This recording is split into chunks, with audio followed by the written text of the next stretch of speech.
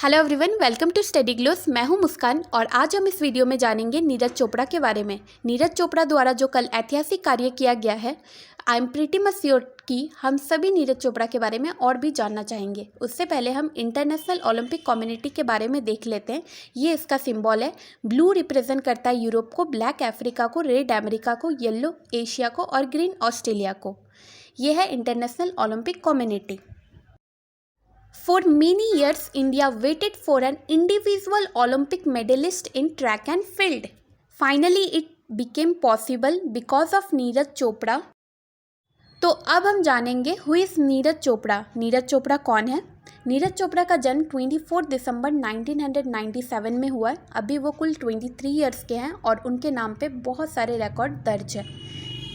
नीरज चोपड़ा हरियाणा के खंडन गांव से बिलोंग करते हैं। उनके पिता का नाम सतीश कुमार चोपड़ा है और वो एक जॉइंट फैमिली में रहते हैं। उनके फैमिली में टोटल 17 मेंबर्स है।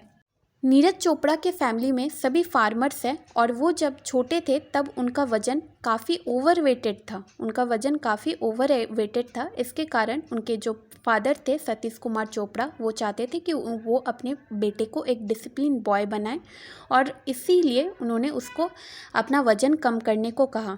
तो उनके जो अंकल है वो उन्हें शिवाजी स्टेडियम लेके गए, पानीपत, जो कि है पानीपत। उनका शुरुआती दौर शिवाजी स्टेडियम पानीपत में गुजरा, फिर पंचकुला में गए और फिर पटियाला में गए, पंजाब के पटियाला में, और अभी वो स्वीडन में प्रैक्टिस करते हैं।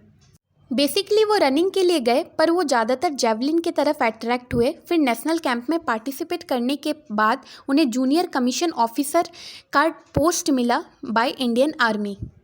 एक इंटरव्यू में उन्होंने कहा था, we are farmers, nobody in our family has a government job and my family has been supported me with difficulties but it is a sort of relief that I am able to support my family with financial beside the continuous of junior commission officer in the Indian army. Army में जाने के बाद वो financial तरीके से वो अपने family को भी सपोर्ट करने लगे और अपने ट्रेनिंग पे भी ध्यान देने लगे।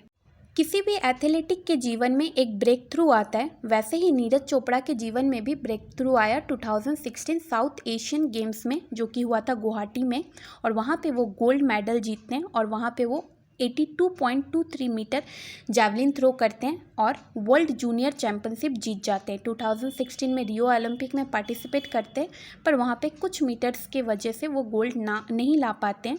फिर वो कॉमनवेल्थ गेम्स में पार्टिसिपेट करते हैं 2018 में, वहाँ पे भी गोल्ड मेडल लाते हैं और साथ में एशियन गेम्स जो 2018 में हुआ था वहाँ पे भी वो गोल्ड जीतते हैं। फिर नेक्स्टली जो कि होता है जकार्ता में कॉमनवेल्थ गेम, वहाँ पे भी वो गोल्ड लेके आते हैं और साथ में एशियन गेम्स में भी। दोनों जगह 2018 उनके लिए बहुत ही ज़्यादा लकीएस्ट था। फिर उन्हें अर्जुना अवार्ड से सम्मानित किया। फिर उनके जीवन में एक लो फेज़ भी आया जो कि था ऑर्थोस्कोपिक सर्जरी ऑफ लेफ़्ट एल्बो। उनका जो लेफ़्ट एल्बो में चोट लगने के कारण उनको ऑर्थोस्कोपिक सर्जरी भी किया गया। पर वो अपने एक इंटरव्यू में कहते हैं कि हाथ जैवलिन में बहुत ज़्यादा इम्पॉर्टेंट है पर लेग उससे ज़्यादा, 60% काम लेग से होता है और अपर बॉडी पार्ट से 40%।